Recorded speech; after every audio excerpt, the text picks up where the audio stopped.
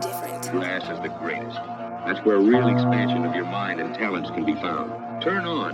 Tune out of the rat race and its square problems. And tune in on real self-knowledge and creative power.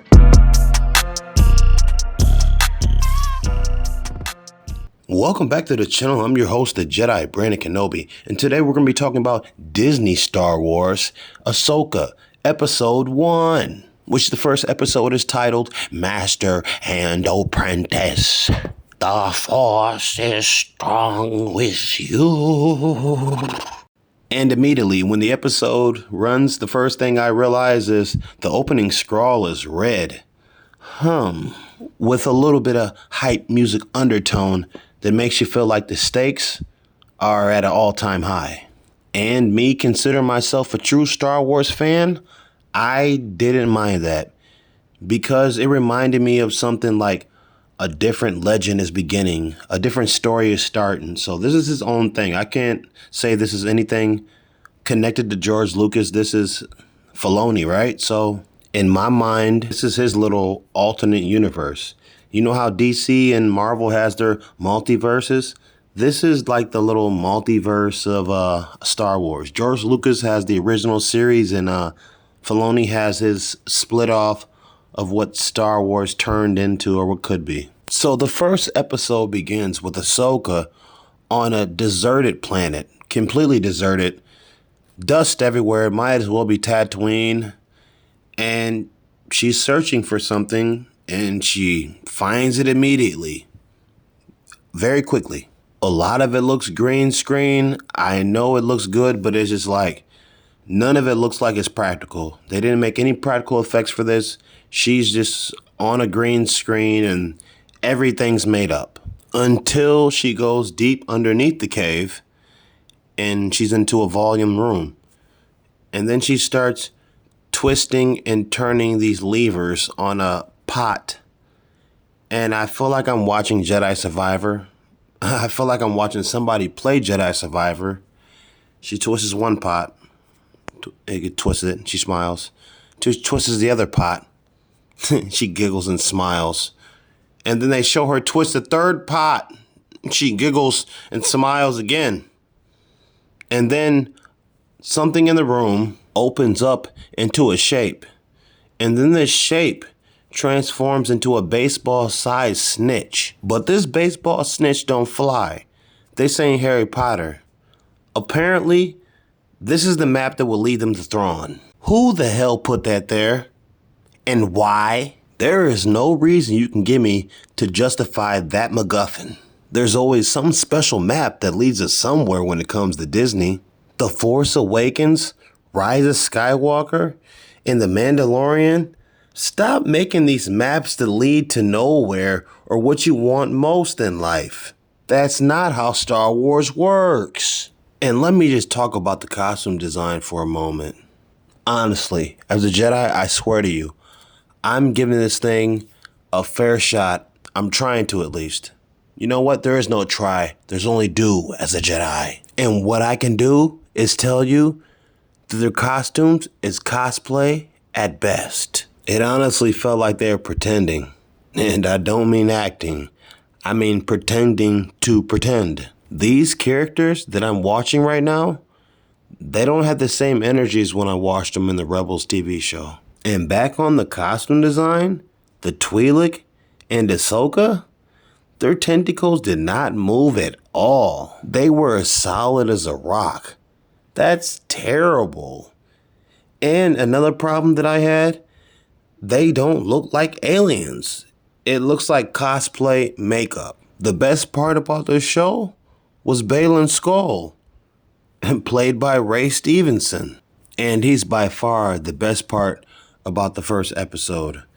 You know, anything involving Dark Jedi always piques my interest. I'm a huge fan of the EU. And I know this is not that. This is Disney Star Wars, but I'm doing my best to be a Jedi today, all right? So the first episode is consisted of tons of dialogue, tons of talking, tons of staring and looking into each other's eyes. What? They're making this master and apprenticeship thing look a lot like Dumbledore and Grindelwald. And another thing I gotta say, they're all delivering these lines the same exact way. Ahsoka's stiff and stoic. Sabine's stiffer and stoic. Why are they all acting like they're pretending to pretend to pretend? I mean, that's a stupid question. I guess I understand, but wow. And then we're getting scenes with Sabine, and she's looking at memories, and she keeps saying, for Ezra. Ezra who? I mean, I know who it is, but if you're new and you haven't seen Rebels, you're going to be lost while you're watching this. Sabine, riding on this motorcycle bike, just looks fake as shit. And I understand completely why they gave us this scene. They want to show us how cool she looks, how badass she is. She don't follow no rules. She listens to no Jedi. But it just comes off as making her look like an idiot and childish. I was having a hard time to watch this show, I'm not going to lie. It was like going in slow motion the whole episode. So Ahsoka has this map. She can't get it open, even though you have to open it the same way that she opened up the levers that look like pots at the beginning of the show, the same way you just twist and turn them. She didn't realize that, so she's saying that she needs Sabine to do something that she could have obviously done herself. I don't know if they're trolling us or they're just trying to move the plot. Honestly, I don't know what they're trying to do, but I'm done with the maps. Leave the maps out. Nobody's going to write a map to show them where to come find them at when they don't want to be found. Make it make sense, and that doesn't. And let me just get back to Sabine for one moment here. She takes off on this speeder bike after stealing the map, smirking and giggling like a fool, like she just accomplished something amazing, which she didn't. She didn't do a damn thing. She just made the situation worse. So she steals this map McGuffin. If she ate it, she could call it a map McMuffin. But anyways, Sabine gets this map open. But once she does that, she alerts the non-Jedi, non-Sith girl, Shin Hati, which is another thing I will add that I did like about this show. I didn't hate everything. She was cool. The people I talked to said they didn't like her. They said she was kind of weird, but I think her weirdness was cool to me at least. So I will at least give this first episode that. I thought her character was pretty cool. So anyway, Shin Hati, or Hati, however you want to pronounce that, tracks her down in her very location to take the map from her. The Map McMuffin. And this is the part of the first episode where we get our first lightsaber on lightsaber battle. And I just gotta say, the lightsaber battle was okay, I guess. It was a little underwhelming to me.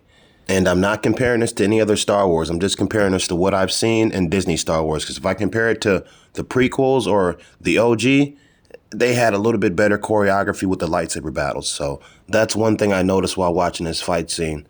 The two characters, Sabine and Shin Hati, the both of them almost look like they had never used a lightsaber a day in their life.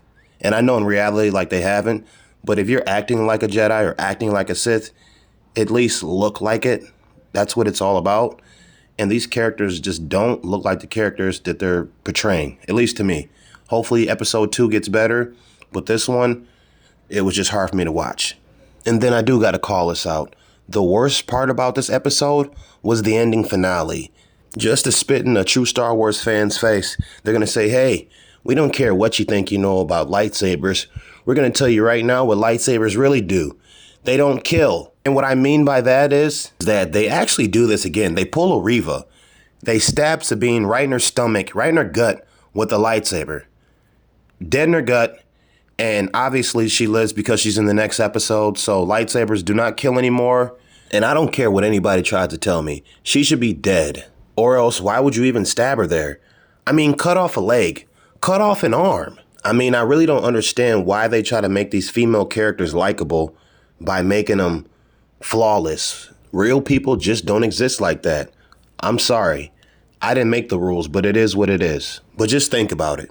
If she had lost an arm or a leg like Anakin or Luke, that would have given her character so much more motivation to do something about her situation. But no, just like Reva's character, lightsabers aren't that bad.